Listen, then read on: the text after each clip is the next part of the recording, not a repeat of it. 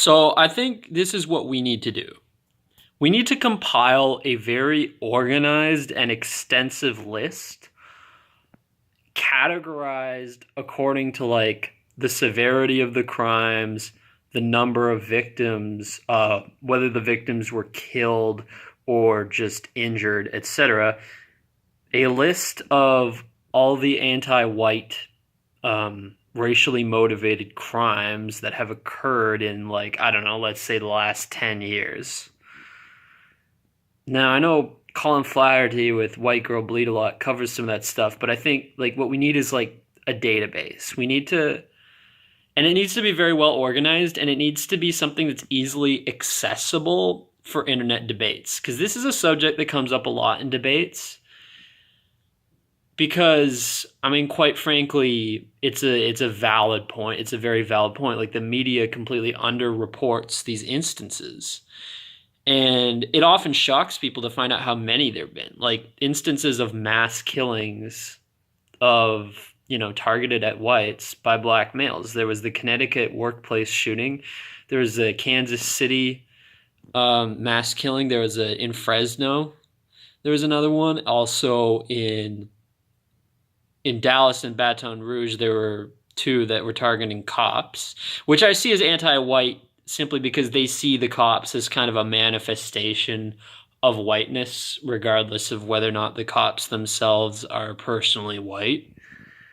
So, I mean, there's been a number of them, and I'm just talking about killings where there was more than one victim, because if we're going to talk about killings where there was only one victim, there are a lot more of those. But I think, and that's not even getting into South Africa. But, like, we need a list of this. Like, we need to be able to find this information easily, because it's the kind of thing where it's like, if we had the talking points well rehearsed, we could go at it better in these debates. Because often what I find happens in these debates is like, there's just not a good place to get this information from where it's all in one place. And that's why we often come across as looking like amateurs, like we don't know what we're talking about, and why, in the desperate effort to grope around for examples, you might pull up some like really weak example, like some case from, 15 years ago where one person was killed or something like that. And it's like, no, there are very, very strong examples of this. Like, this isn't some isolated thing. Like, this is a trend, okay? And yeah, like, I mean, obviously, mass killings by Islamists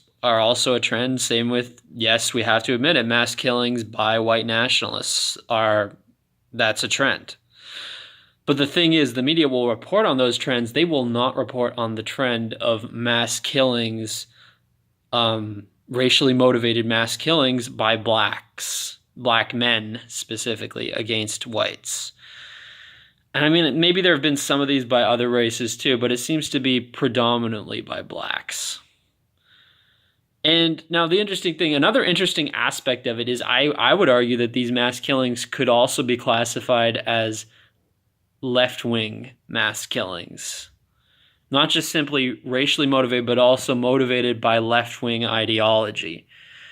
Because these men clearly got the idea that, like, white people are all out to get them. They got that idea somewhere. And my guess is they got it from the media. That's a big place where they probably got this idea from.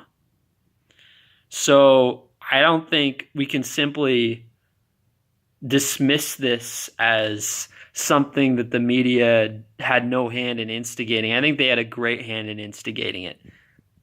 And these kinds of attacks have only increased since, the whole Trayvon Martin media circus. So, I mean, I really think that this is something we need to focus on.